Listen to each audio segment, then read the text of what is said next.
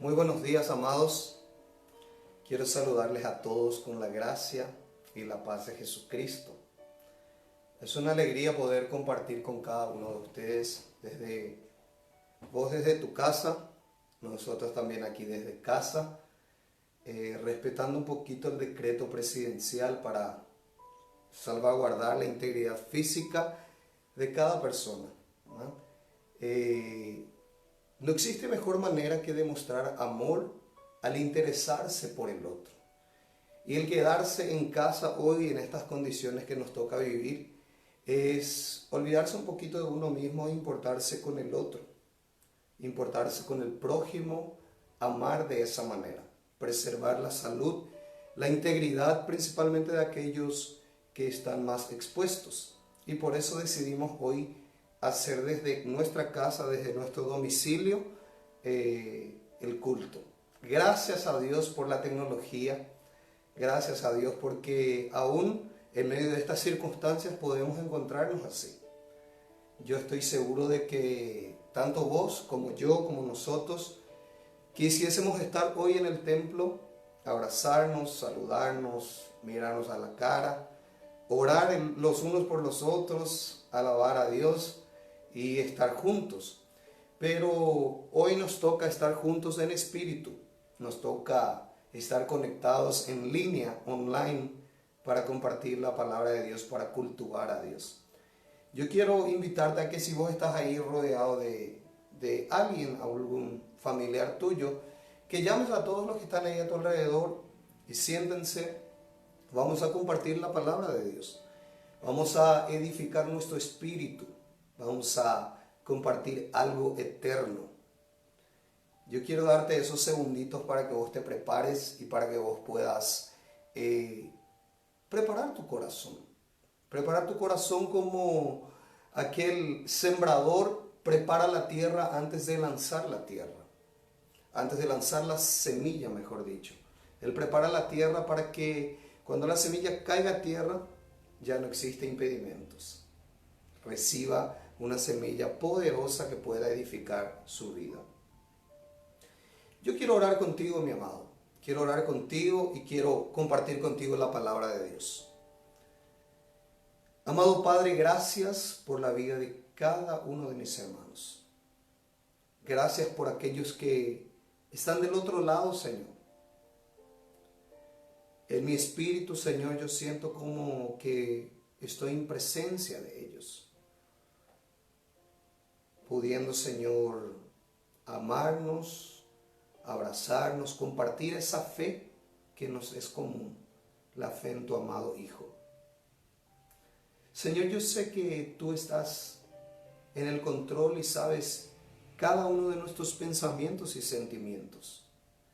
Yo sé que tú sabes, Señor, la realidad, la situación que le toca atravesar, vivir a cada uno de los que están escuchándome. Yo oro para que tu palabra en esta mañana tenga un impacto en nuestro corazón, en nuestro espíritu. Un impacto, Señor, que fortalezca nuestra fe. Un impacto que nos ayude a ver más allá de lo que hoy estamos viendo o escuchando en las noticias. Entregamos, Señor, en tus manos este culto, este momento. Te agradecemos por este medio que podemos hacerlo. Lo hacemos en el nombre de Jesús, Padre. Amén y amén. Vamos a la palabra, amados. En estos días nuestro presidente, el presidente de la República del Paraguay, al anunciar la extensión de la cuarentena, al hablar con el pueblo paraguayo, él mencionó un texto que se encuentra en Isaías capítulo 41, y aquello, además de emocionarme, de tocar mi corazón por ver a un presidente recordarse de Dios y reconocer que nuestra salvación viene de Él, además de emocionarme y de tocar mi corazón, me hizo pensar en esa frase, en esa situación. Por eso el título de mi mensaje de hoy es: no temas, no temas. Y quiero leer el texto que el presidente mencionó estos días atrás. Se encuentra en Isaías capítulo 41, versículo 10, y quiero leer también el versículo 13. Dice así: no temas, porque yo estoy contigo. No te desalientes, porque yo soy tu Dios. Te fortaleceré, ciertamente te ayudaré. Te sostendré con la diestra de mi justicia. Porque yo soy el Señor tu Dios, que te sostiene de tu mano derecha y que te dice una vez más: no temas, yo te ayudaré. Amados, Dios dijo esto a una nación, a la nación de Israel. Dios le dijo: no temas, y le argumentó por qué no temer. Esa palabra viene a tu encuentro y mi encuentro también hoy, porque la palabra de Dios es viva y eficaz, es poderosa, es atemporal. Aunque lo leyésemos hoy, ella es más actual que el diario que saldrá mañana. Y hoy Dios te dice: no temas, y te argumenta por qué no temer. Él te dice: porque yo estoy contigo, yo te ayudo, yo te sostengo, yo sostengo tu vida con mi diestra de justicia. En el versículo 13 vuelve a decirles: yo les sostengo, no teman, yo te ayudo.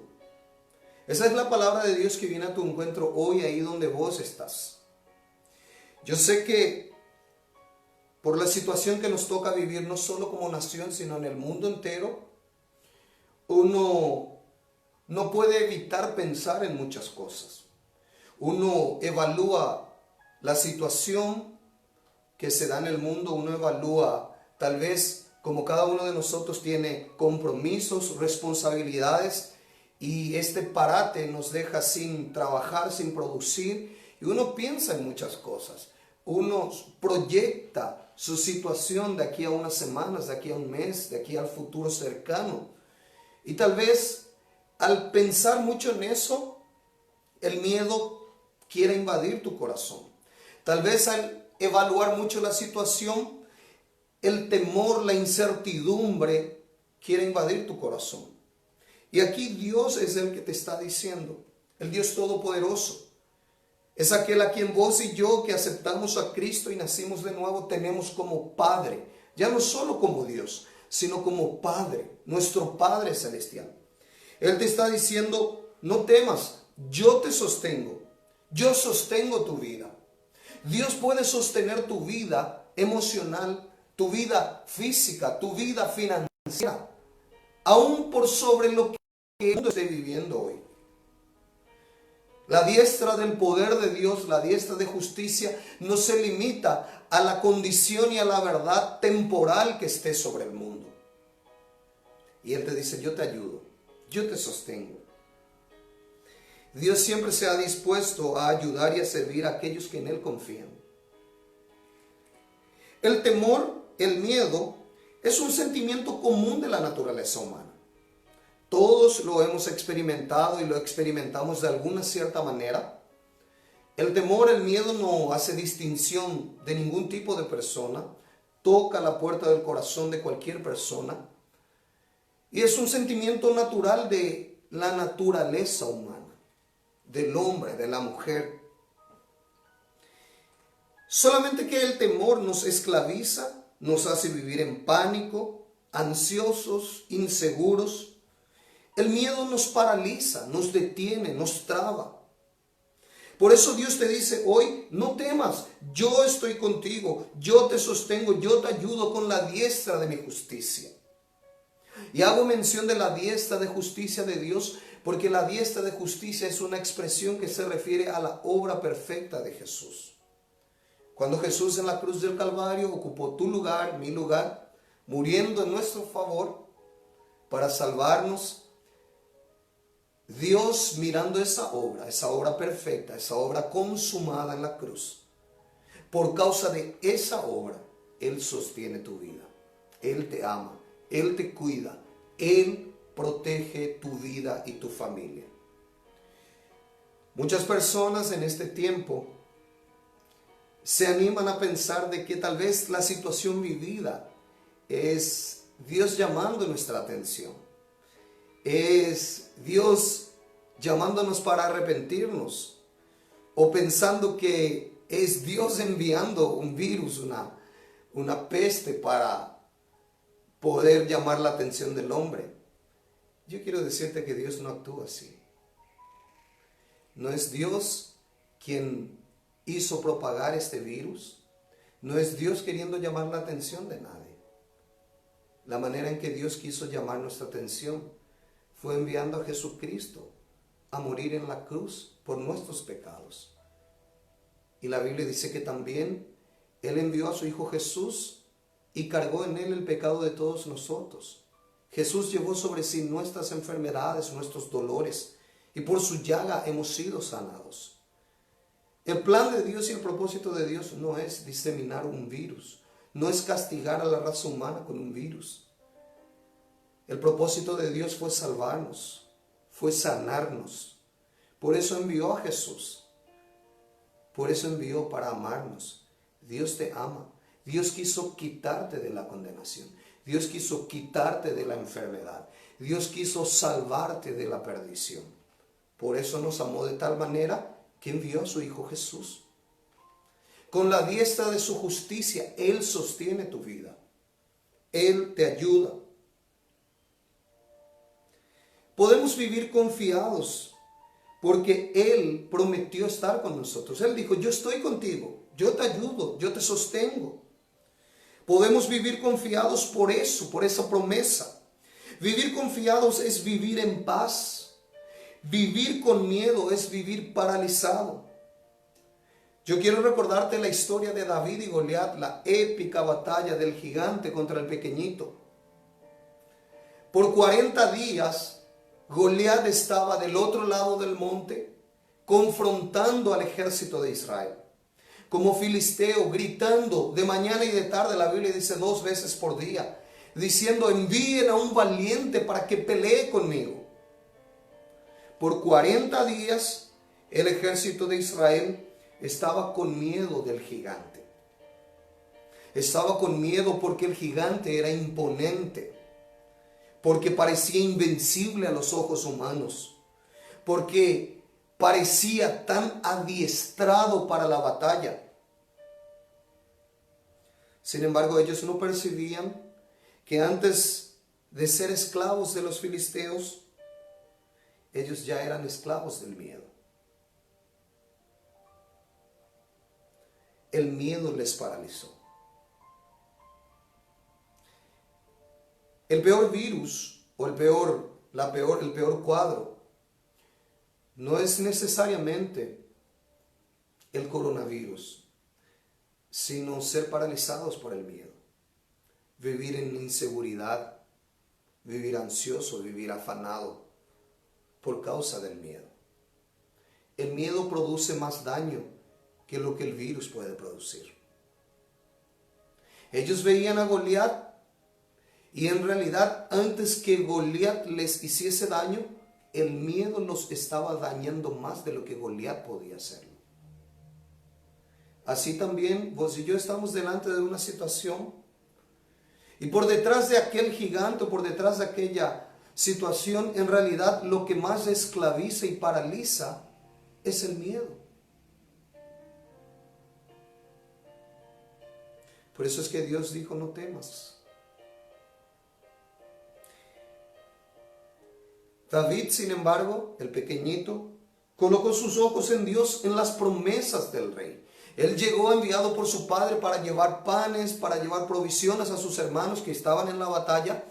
Y él oyó las mismas palabras de Goliat que todo el ejército había oído por 40 días. Pero en medio de aquello, él oyó que el rey Saúl, el rey de la nación de Israel, había prometido que aquel que venciese al gigante tendría a su hija como esposa, sería enriquecido y sería exonerado de todo impuesto en Israel. Cuando David oyó las promesas del rey, él pidió que les repitiesen las promesas del rey. Él no se concentró en la voz del gigante. Él no pidió la repetición de lo que Goliat había dicho por 40 días. Él pidió oír las promesas del rey. David colocó sus ojos en Dios y vos y yo sabemos la historia. Él venció al gigante. Esa historia se encuentra en el primer libro de Samuel, capítulo 17, y el versículo 47 dice así: cuando David habla a Goliat, al gigante, y le dice: y para que esta congregación sepa que el Señor no libra, no salva con espada o con lanza, porque la batalla es del Señor y Él te entregará en mis manos. Fíjense la conciencia de David. David dijo: la batalla es del Señor. Él nos salva con lanza y con espada. El ejército de Israel estaba oculto, temeroso por 40 días, porque ellos veían a Goliat, veían su lanza, su espada, que es un lenguaje de poder, de habilidad, de fuerza humana. Ellos creían que si tuviesen un mejor equipamiento, que si tuviesen una mejor arma, si tuviesen mejores estrategias de batalla, tal vez podrían osar de enfrentar a Goliat. Y viene David y dice: Dios nos salva con lanza y con espada. La batalla es del Señor. Yo quiero decirte, vos que estás del otro lado, la batalla es del Señor. Para que Dios te conceda la victoria, Dios no evalúa la batalla como nosotros lo evaluamos. Tal vez vos estés preocupado por qué será de tu familia, qué será de tu economía. Hay mucha gente que depende de la producción del día a día para vender y tener el sustento. Porque tal vez a tus ojos la única manera de tener sustento es produciendo día a día. Es eso, lanza y espada. Pero de Dios es la batalla. Y Él no necesita lanza y espada. No necesita de aquello que tú piensas para proveerte, para suplirte, para sustentar tu vida. De Dios es la batalla. Ese Dios que pelea por ti, ese Padre Celestial que pelea por ti, fue el que le dio la victoria a Abraham. Con 318 hombres, él venció a 4 o 5 reyes con sus ejércitos. Ese mismo Padre Celestial tuyo es aquel que con 300 hombres dio a Gedeón la victoria. Hombres que ni tenían tampoco espada ni armas de guerra, simplemente con una antorcha, con un cántaro, gritando delante de 120,000 hombres. Ese mismo Dios que de la boca del pez mandó quitar para pagar el impuesto de un pez, amados. Ese mismo Dios que a Elías sustentó con carne y con pan traídos por un cuervo. Ese mismo Dios que con 5 panes y 2 peces alimentó una multitud. O sea, Dios no necesita de estrategias humanas para darte la victoria. Su provisión es sobrenatural. No importa cuánto calcules de qué manera puede hacerlo Dios o cómo será que vas a tener la provisión que necesitas para ti, para tu familia, para tu hogar. Yo quiero decirte en esta mañana, en realidad es Dios hablándote en su palabra y te dice: no temas, yo te ayudo, yo te sostengo. La Biblia nos muestra una historia muy interesante en Lucas capítulo 8. Vos podés leer la historia de Jairo. Era un principal de la sinagoga, tenía una sola hija, una única.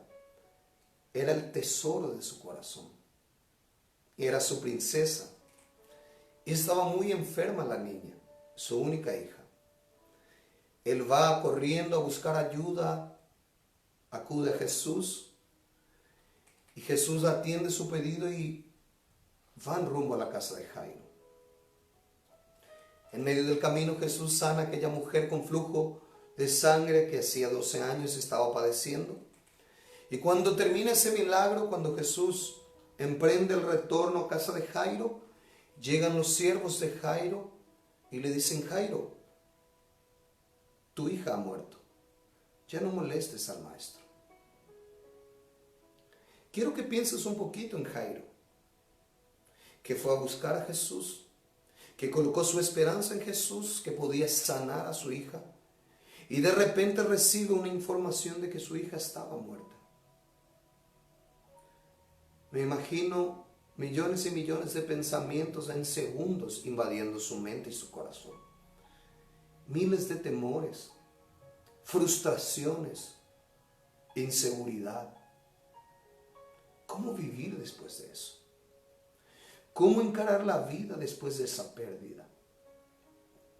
Tantas cosas pudieron haber pasado por el corazón de Jairo en esas milésimas de segundo. Tantas cosas pueden pasar en el corazón de una persona con miedo. En cuestión de segundos, tantas inseguridades, tantas suposiciones, tantas cosas. A lo que Jesús, después de esas milésimas de segundos, Jesús toca a Jairo y le dice: Jairo, no temas, cree solamente, cree solamente. Jairo, no temas. Consigo ver el corazón de aquel hombre nuevamente reconfortado, nuevamente lleno de esperanza. Porque no importa la información que le habían traído, Jesús estaba tocando su vida y diciéndole: no temas.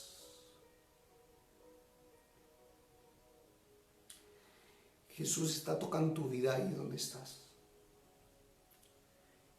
Y te dice: no temas. Yo estoy contigo. No importa lo que te dijeron. No importa las informaciones que recibiste. Él te dice: no temas.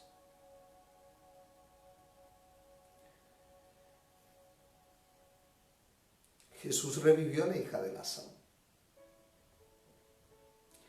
Las circunstancias nos dejan un mensaje.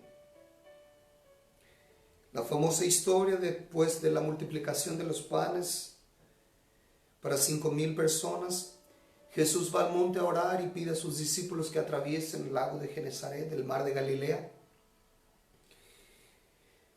Y en medio de aquella situación, los discípulos pasan toda la noche remando, toda la noche, fatigados porque el viento les era contrario, era de madrugada.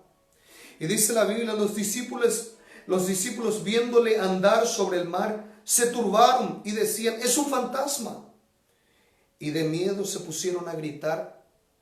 Pero enseguida Jesús les habló diciendo: tened ánimo, soy yo, no teman.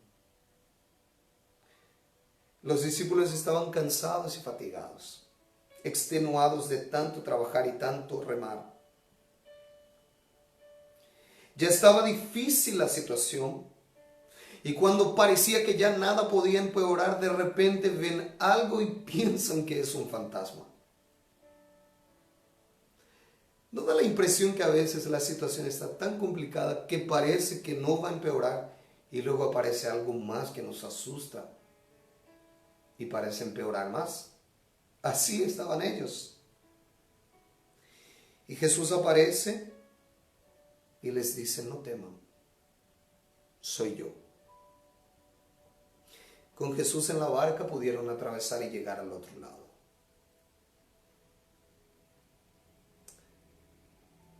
Cuando Jesús entra en tu barca, no importa cuán cansado y fatigado estés, no importa que aunque parece que ya está difícil y parece empeorar viendo cosas, cuando Él llega te dice: no temas. Me recuerdo que cuando Jesús murió en la cruz, Pedro y más 7 volvieron a pescar. Estaban desilusionados porque, aunque Jesús ya se los había advertido 2 veces que moriría en la cruz, ellos no conseguían entender que el Mesías moriría. No entraba en la mente de ellos. Ellos estaban frustrados, estaban desilusionados, estaban escondidos porque La religión judía estaba intentando encontrarlos, perseguirlos, anular el mensaje que ellos tenían. Ellos eran una minoría. Y de repente, en medio de toda esa incertidumbre, ese miedo que será de nuestra vida, Jesús aparece a la puerta y les dice: paz sea a vosotros.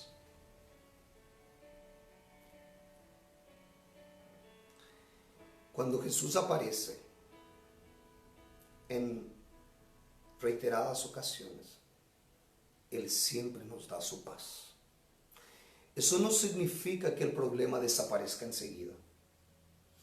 Eso no significa que la circunstancia se esfume como que de manera mágica.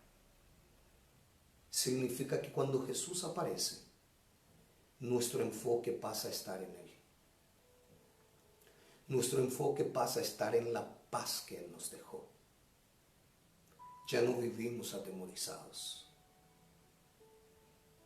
Ya no vivimos esclavos del miedo. David, el salmista, en el Salmo 23, tan conocido, dice: aunque pase por valle de sombra de muerte, no temeré mal alguno, porque tú estás conmigo. Fíjense la conciencia del salmista. Él dice: no temeré, porque tú estás conmigo.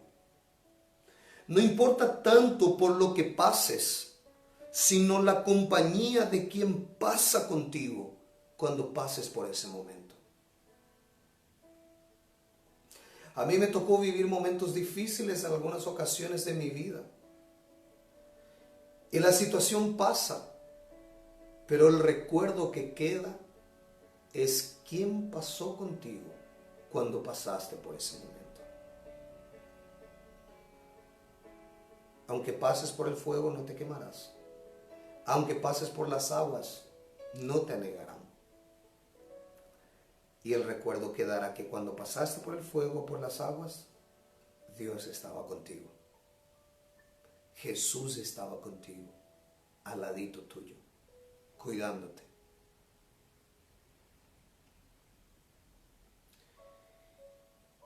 En el Evangelio de Juan, capítulo 16, versículo 33, Jesús dijo a sus discípulos, aquellos que creían en Él, te dice a vos en esta mañana: estas cosas os he hablado para que en mí tengáis paz. En el mundo tendréis aflicción, pero confiad, yo he vencido al mundo. Fíjense lo que Jesús está diciendo. Jesús está diciendo: les dije estas cosas para que en mí tengan paz. Luego Él abre otra ventana y dice: en el mundo, fíjense la diferencia, en mí tendréis paz. En el mundo tendréis aflicción, pero confiad porque yo vencí al mundo. Aunque estás en el mundo, no sos del mundo. Estás en Cristo. Y aunque el mundo esté en tribulación, en Cristo hay paz. Vos estás en Cristo. Quiero ir concluyendo mi pensamiento leyendo la primera epístola de Juan, capítulo 4, versículos 18 y 19. Dice así: en el amor no hay temor, sino que el perfecto amor echa fuera el temor. Porque el temor trae sí castigo, y el que teme no fue perfeccionado por el amor. Nosotros le amamos a Él porque Él nos amó primero. Fíjense aquí, dice: el perfecto amor echa fuera todo el temor, echa fuera todo el miedo. Estar seguro en el amor de Dios nos hace vencer el miedo. Nos da seguridad en las cosas celestiales. Estar seguros en el amor de Dios nos da paz. Pasar por un momento difícil no significa que Dios no te ame. Pasar por un momento difícil significa que Dios te prometió que no vas a pasar solo, que Él va a estar contigo. Yo me recuerdo en Hechos de los Apóstoles por el capítulo 6, 7, habla la historia de Esteban. Esteban era un discípulo de Cristo, uno de los que predicaban la palabra con autoridad. Y prendieron a Esteban y lo apedrearon hasta matarlo. Y cuando ya estaba como que muriendo, la Biblia dice que él vio los cielos abiertos y vio que Jesús se puso en pie para recibirle. Interesante. El libramiento no vino de la manera esperada para Esteban. Pero ¿quién le quita la alegría de ver a Jesús puesto en pie para recibir su vida? La Biblia dice que él tenía como una cara de ángel y pidiendo que no tengan en cuenta los pecados de aquellos que estaban apedreándole hasta la muerte. ¿Cómo es que un hombre puede llegar a eso? Porque él vio a Jesús puesto en pie. Porque él vio los cielos abiertos. Y porque él entendió que nada de lo que había en la tierra podía compararse con la majestuosidad de los cielos, del reino de Dios, del propio Jesús abriéndole los brazos. Esa es una esperanza que nadie que solamente coloca su expectativa y esperanza en la tierra puede tener. Esa es una expectativa, esa es una esperanza que solo aquellos que tenemos una ciudadanía celestial, que solo aquellos que tenemos una patria en los cielos, tenemos en el corazón. Nadie podrá arrancar de tu corazón esa esperanza. Las circunstancias pueden alcanzarnos, hasta pueden quitarnos la vida como lo hizo Esteban, pero nadie quita la alegría de saber que en los cielos el Salvador está para recibirnos con brazos abiertos. Yo quiero pedirte que medites en esa palabra, que tengas paz, que ya no temas, que hables de la palabra a tiempo y afuera de tiempo. Yo quiero hacer una oración contigo. Padre Celestial, gracias por tu palabra. Palabra poderosa, palabra eterna, palabra viva. En esta mañana, Señor, recibimos tu palabra que nos dice: no temas, yo te ayudo, yo te esfuerzo, yo te levanto, yo te sostengo. Recibimos en el corazón esa palabra, Señor. En esta mañana yo pido, Señor, que tu presencia sea nuestro escudo, escudo alrededor de nuestros hogares, escudo alrededor de nuestras familias. Yo te pido, Espíritu Santo, de que ayudes a cada hermano mío y hermana mía a predicar las buenas nuevas del Evangelio, a aprovechar este momento para predicar el Evangelio, para hablar de lo eterno, de la vida que hay en Jesús. Señor, yo sé que todas nuestras necesidades ya están suplidas en Cristo Jesús. Oro para que esa convicción caiga en el corazón de mi hermano, de mi hermana. Oro para que esa paz que sobrepasa todo entendimiento guarde su mente y su corazón. Yo bendigo, Señor, la vida de cada miembro de la Iglesia Comunión Cristiana Abba en Paraguay. Declaro tu paz sobre cada hogar. Y, Señor, desde aquí, desde la distancia, juntamente con Vivian, Señor, les enviamos un enorme abrazo. Que tu Espíritu haga llegar en ellos ese abrazo, ese cariño, ese amor. Oramos con gratitud, Padre, en el nombre de Jesús. Amén. Amados, que tengan una semana bendita en Cristo. Aprovechen, pasen en familia, oren, lean la palabra, piensen en las cosas celestiales. Les enviamos un enorme abrazo. Continúen benditos en Cristo Jesús.